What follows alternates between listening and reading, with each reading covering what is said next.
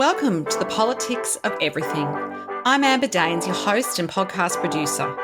This is a half hour of power, a podcast dropping every week where I unpack the politics of everything, from money to motherhood, nutrition to narcissism, startups to secularism, the environment, quality, and much, much more. Our guests are seasoned in the field or topic of their choice, even if you've not heard of them yet. This is a non-partisan show. So while I love exploring varied views and get a buzz from a healthy debate of ideas, this is not a purely blue, white, green program. Please subscribe, tune in and enjoy the politics of everything. The idea of true balance in our lives can often feel elusive and at times impossible. What if there's a way to make it more of a reality in both our professional and our personal lives? Well, today I am speaking with Danielle Colley, an integrative life coach, speaker, event facilitator, and writer. For the past 5 years, she's been helping people who are feeling stuck and dissatisfied with their lives to reach their full potential. Hundreds of people have taken Danielle's courses at Your Good Life that tackle confidence, self-worth, and courage. Danielle also delivers leadership workshops of well-known brands such as Sony Pictures Television, F45, the Leadership Institute, and Transport New South Wales. Now, she's got a great new book out called The Chocolate Bar Life, and that made my ears prick up. That title was just so unique. Her story is also very interesting. After being fired as a journalist at the Australian Women's Weekly, the solo mum was propelled beyond stress and straight to burnout, which I'm sure many of us can relate to at times in our lives. Addicted to stress and self-soothing and whatever she could, Danielle realised at the heart of it was the ingrained conditioning in success, prove that you're a worthy human and should be attained at all costs. But a chance comment about making life more like a Mars bar changed how Danielle saw life forever. Deciding life should not feel like a constant uphill marathon, Danielle's new mission centered around creating an ambitious life that still felt good to live. In her personal life, she lives by the sea 1 hour south of Sydney with a husband, 2 kids, and their dog, Rocky. And I warmly welcome you to the Politics of Everything. Hello. Hi, Amber. It's so nice to be here. Podcasting remotely can be challenging, but it doesn't have to be. Since day one of the Politics of Everything, I have relied on Zencastr's all-in-one solution to make the process quick and painless, the way it should be for those of us who just love great content and want to get our ideas out into the world. If you know me, I'm obsessed with quality in terms of my guests, my sound, and everything about my show has to be great the first time. I'm time poor. It's so easy to use Zencastr. I'm not tech savvy and you don't need to be either. There's nothing to download. Just click on the link and off we go. Zencastr is all about making your podcasting experience easy, and with everything from local recording to automatic post-productions now in their toolkit, you don't have to leave your browser to get that episode done, and done fast. I have a special offer for you, and hopefully you can experience what I have with Zencastr. Go to zencastr.com/pricing and use my VIP code, the Politics of Everything, all lowercase and one word, to get 30% off your first 3 months of Zencastr Professional. How good is that? I want you to have the same easy experiences I do for all my podcasting and content needs. It's time to share your story. We've had a little bit of crossover because obviously you were working at Australian Women's Weekly and I'm a former journalist. Was that something that you thought you wanted to do at a very young age, or sort of what was your early career story? Yeah, no, I fell into journalism completely by chance. Very early on, I was obsessed with Dame Margot Fontaine. I wanted to be a ballerina. Nice. But sadly, I'm not very graceful. So I stopped that quite early on. And acting was the thing that I really wanted to do. I was a full drama nerd at high school, and that continued well into my 20s. I trained and I was what sort of acting? Was it stage or screen or a bit of everything? Whatever I could get. But yeah, that's acting, isn't it? I was like terrible bit parts on bad soapies and cheesy ads. I would write and produce my own theatre or make my own short films, anything to sort of keep my hand in. But at about 27, I actually was like, I've worked in enough bars trying to support this acting gig that wasn't really going where I hoped it would. So it was time to get a real job. And that's when I fell into audio producing, and after that TV producing. And then I had a couple of kids. So I'd been in the media for a while, but writing absolutely came about by chance because my marriage ended and I had 2 kids under 4 and no job and no money of my own. Oh my And I goodness. knew, yeah, I know, right? It's everything all at once. You know how you usually have a Yeah, couple of things, but you had all the yeah. things. That seems to be a bit of a trend for me. That seems to be a bit of a thing. I wonder, does that happen for everybody though? I think it must. It can't just be me, No, I'm surely. sure there are people out there all nodding, going, oh, yeah, me too. But I think when you're in it, it's just a Oh, lot, right? yeah, absolutely. It feels like your brain is going to blow up. So I started, I had a little blog that was doing okay, not making any money or anything, but it was a solid body of work. And I sort of used that to springboard me to start pitching to editors. So that's how I got into, online and print publications.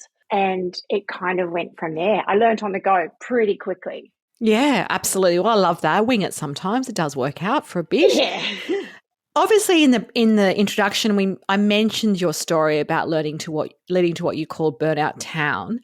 What was that redemptive path back to some kind of balance like for you? What steps did you have to take?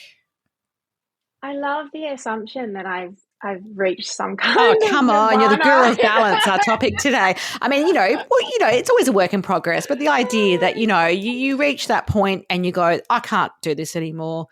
My body, my brain, everything's done. How do you actually put yourself back together? I fell pretty hard. So after I lost my job, then also my dad got really sick and passed away. And so I like sort of had again thing after thing, right? And I fell pretty far and I spent a bit of time on the couch crying, I have to say. Oh, And everyone has to do that. Come on. yeah, I gave myself space. I think that was kind of the thing that led to everything else. As I was like, I can't just keep pushing forward. It's not working. It feels Yes. like crap. I feel like crap. And I actually was so exhausted, like bone weary of everything. But I was tired of myself. I was tired of everything. So I really needed to take some space. And I was really fortunate, Amber. I do recognize that a lot of people don't have that opportunity, or, for whatever reason, whether it's financial or there's no support, or, obviously I still had to parent my kids, but I had a bit of a financial buffer. I had, at that time, he was my boyfriend who was a great emotional support. So, it was recognizing that I needed some time out. I needed to go and sort of recalibrate. And it was from there that I was able to, well, I actually really, I dove into researching happiness, researching, what more about positive psychology, understanding how the human brain works, what even is happiness, what do we think success is, all of that sort of stuff. So I went on a bit of a journey to understand why I felt like crap. And I thought that, maybe I could hack it through learning. Alas, you can't think your way out of a lot of this No, definitely emotional not. stuff. And you can't sometimes Yeah. speed it up or kind of Nah. shortcuts. There aren't shortcuts Wouldn't in you these love sorts of that? things. I know Yeah. we'd all be very wealthy people, I think, if we had a shortcut to that, the ideal Yeah, kind of absolutely. balance and how to But the do it. thing is, it's those like really big life moments where you feel like everything has gone to crap and it's never going to be good again.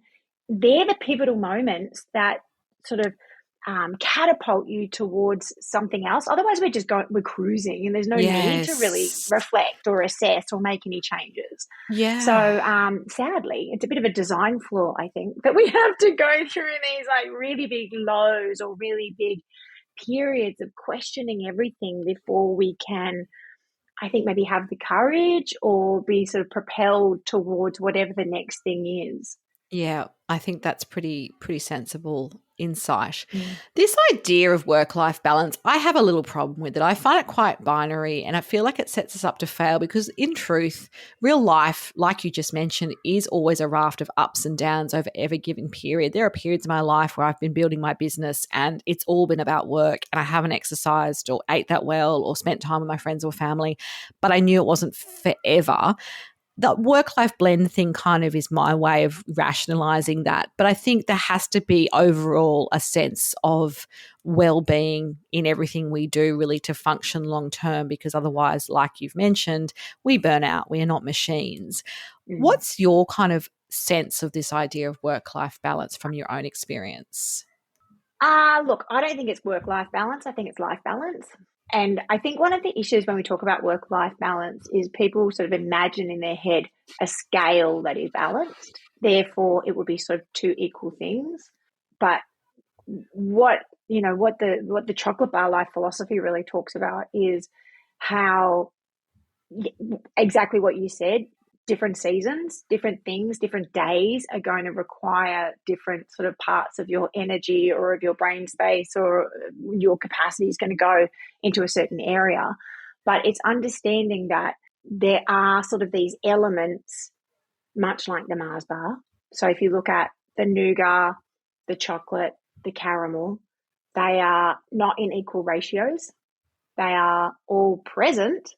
And when you take a bite, taste delicious. It's like a symphony in your mouth. And so if we think about our life or the balance of our life as work, rest, and play, like the famous Mars bar jingle, a Mars a day helps you work, rest, and play. You went there, you sang. Hey, you've done yes, in your lifetime, haven't you? Was Was that one of them? Can I ask? No, it is not. Absolutely not. And I don't usually sing publicly, but you heard it here. You got it here today. You got it out of me, Amber. But if you think about the work, rest, and play elements of your life, and they all need to be present in order for life to taste delicious, right? For life to be really yummy, we need to have those present. And I think that we have a tendency, certainly as grown-ups, to get really good at work and home, right? And we think we're so busy that we don't have time for rest. We feel like our family needs everything of us that is not work. Therefore, all of our play or all of our free time needs to go to them. And I feel like looking at this concept of work-life balance as there are these elements of my life that when I prioritize them regularly, I can perform optimally and I feel good about my life. Therefore, when the scale is tipped towards one certain thing, I know that I need to ensure that there's little bits of this or some of that to look forward to. Yeah, right. But you have to purposefully do that, it sounds like. You've got to think about this stuff, because I think we are on autopilot a lot of the time. Yes, absolutely. Look, nothing happens without intent, like being intentional about it. You know, you can't be like, oh, I really wish that my health was better and I was more fit, but then not think about your nutrition or make time for exercise. So even your business, like, I really want to grow this business, hope it happens by itself. No, What do? You intentionally, right? You're like, okay, well, I'm going to make these moves and I'm going to make these calls and I'm going to do this stuff and I'm going to put this energy into this because this is a priority for me. So I think it's recognizing that the priorities are other things and you can do it all, and it takes intention. Yes. Right. Yeah. And when I talk about rest as well, Amber, I'm not necessarily talking about sleeping or having afternoon naps, although I do love an afternoon nap. Oh, so do I. Yeah, they're so good, aren't they? Such a civilized concept. I tell you, siesta, it's always I know. beautiful. I mean, I don't do them often. It's more of a wintry thing too for me. I find it hard to do that in summer. But yeah, like it can be it feels a bit decadent, but it's, it's what we call little treats. It's things that don't cost a lot of money, for example, but give you so much joy. That's what I'm all about at the moment. Yes, I love that. What do you do for little treats? So those sorts of things, a short walk, sometimes it's even just watching 20 minutes of a Netflix series that, in the day Not just Ooh. waiting till night when everyone's in bed and, I'm exhausted. It's like, yeah, with my lunch today, working from home, I'm going to watch 20 minutes of this and not do something for other people. I think, the working mum kind of thing. I'm not going to hang the washing. I'm not going to run around and get stuff for dinner. I'm going to do something for me. So I think, I've only learned that later in life, though, that those things are much better than even going out and buying yourself something, which probably would have been my self-soothing thing in my 20s, shopping. Yeah, absolutely. It sounds like you are on the way. It sounds like you are well on the way to mastering what I call the pops of restorative activity. So we know, we need rest, right? We need sleep. I love because sleep. It's basic. Yeah. So good. So once you have cracked, your bedtime routine and your morning routine, so you know that you're getting good sleep and you're optimizing that as much as you can. What I'm actually talking about with rest is this idea of restorative activity, right? So throughout your day, you will have little bite-sized pops in between tasks. So what happens is we have a tendency to be like, I'm so busy, I've got to keep go. I've got to do this to-do list, and then I've got to, finish work and then do all the other things for the evening routine or whatever. And it's just this go until we flop at the end of the day and we're like, oh man, I need a glass of wine to take the edge off, or I'm going to scroll on my phone, I'm going to watch Netflix, whatever. These are all fine. But I wonder, when you do little things throughout the day, if you have that sustained kind of energy, you're resetting your nervous system, then at the end of the day, you actually don't feel quite as spent. That's it. That's what I've realized. It's not about working to your flop and then going, then I'll reward myself once I've done 40,000 things, because I think when you get to a certain point, you just triage your priorities and your to-do list is never going to be fully done. But I never used to feel like that. You know what I mean? I used to feel like I've got to keep going and it's like a prize at the end. There is no prize, but it's that, like you say, you're being addicted to that sense of success. It's conditioned into us for whatever reason. It could, and some of the stuff, it's like not stuff on your bucket list. It's just stuff, right? It's just things that have to be done, and most of it can wait. Yeah, absolutely. I like the idea of triaging the to-do list and ensuring that, so we look at our diary, right? Look at your daily diary. Whatever's in there, you prioritize and you get done, right? So you can have your to-do list on the desk and you can triage that and be like, okay, what is the deadline today? What absolutely has to be done? What what's not super important? But then in your diary, you can have these, okay, at, 1 o'clock, I'm going to have a 5-minute stretch break or meditation break, or at 2:30 or 3 o'clock or whenever, I'm going to have a cup of tea in a sunny spot in the garden or whatever at X o'clock. It's like just recognizing that you've got these little pops in your diary. They come up with an alert, because if you got an alert, you can't forget. I'm going to do this thing for myself, which it can be as short as 30 seconds. It can be 5 minutes. It doesn't have to be huge. I know. No. You don't go, I can't go for a walk unless I've got 3 hours to climb a mountain. And, it can be nano bits, of exercise. Yeah. And for me, I like being really fit. But sometimes I literally, and this is going to be a little bit embarrassing, I will literally stand at my standing desk and I'll just start doing some stretching, or I'll kind of do a few push-ups, or, it's just makes me feel good. And I don't go, I don't have an hour to exercise, so I'm not going to exercise at all, which used to be how I used to be. It was like warrior syndrome, I had to do it really hard and fast and long time, otherwise it didn't happen. It's like, no, that's not realistic as well. And as we get older as women, I'm not too sure how old you are, but I'm nearly 48, hitting perimenopause, that kind of activity is not as great for us as it used to be anyway.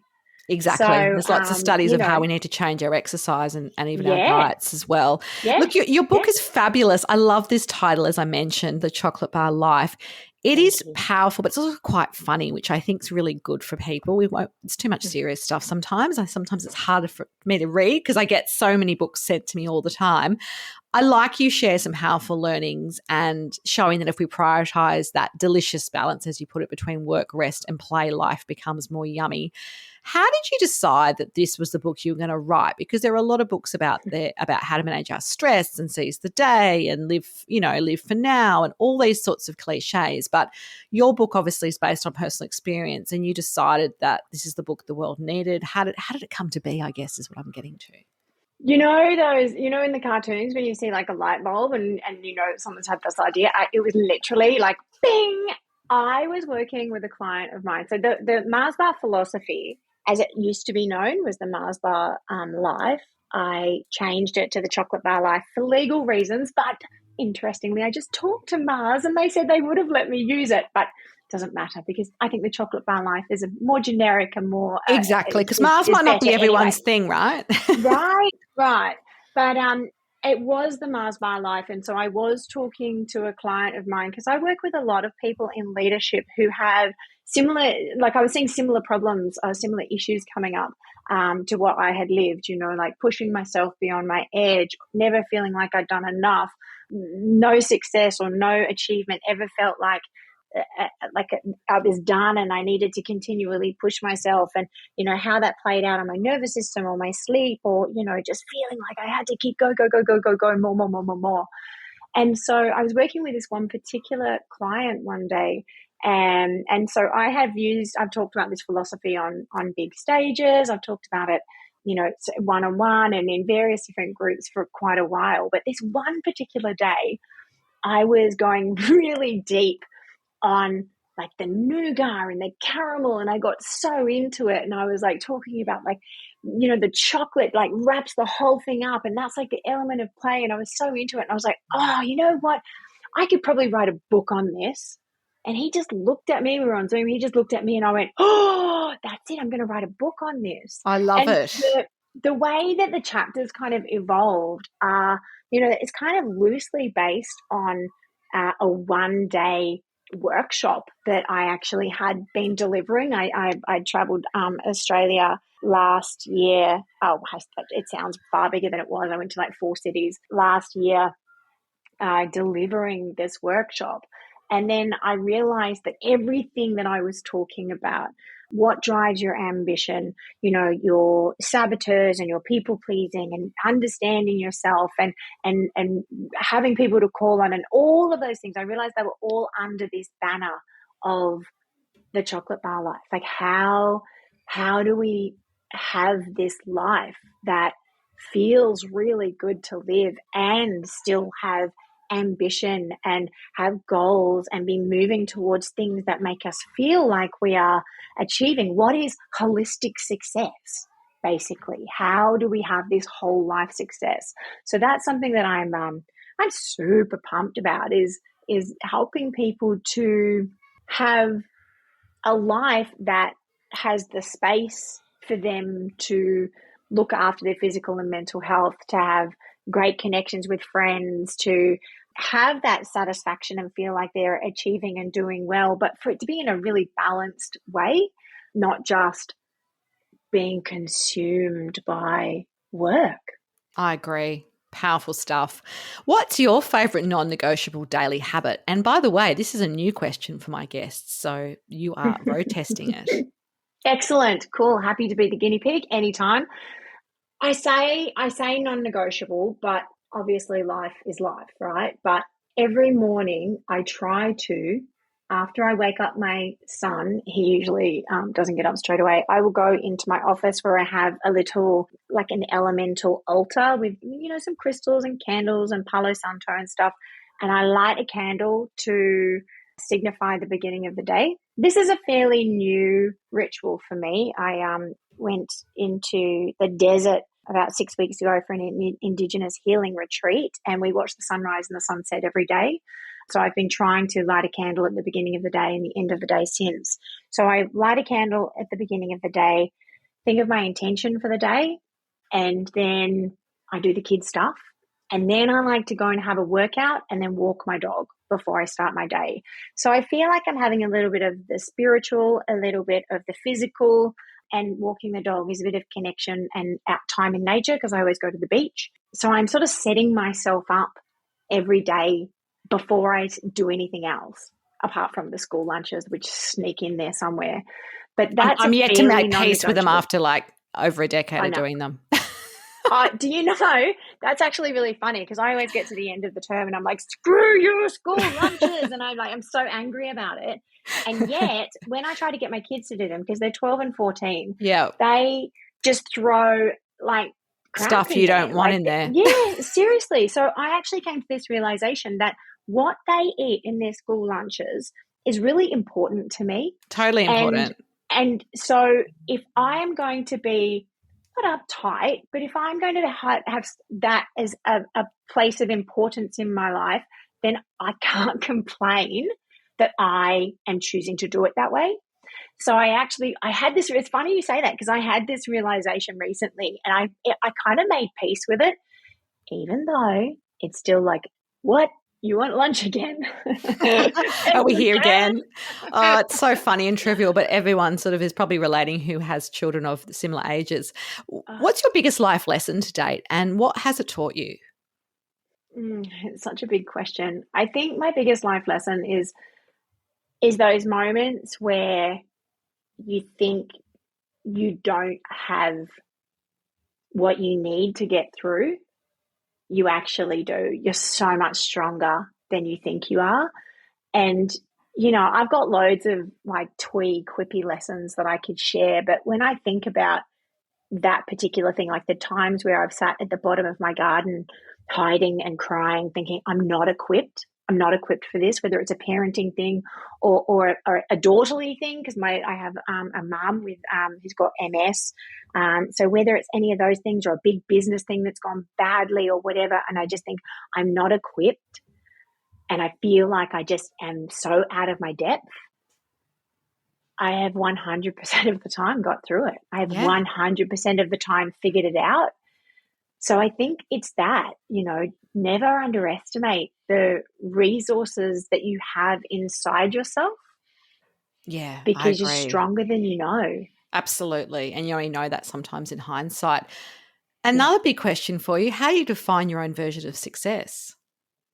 Oh, for me, it's a life that feels good to live. So like if I'm really busy so I set myself a goal, like for instance, in my business a few years ago, I set myself a financial goal, right? And I was like, when I make X amount of dollars a month, I'm going to be successful, right? We've all seen it all over Instagram and the people and the monthly revenue and the blah, blah. And I was like, oh, that's going to feel really good.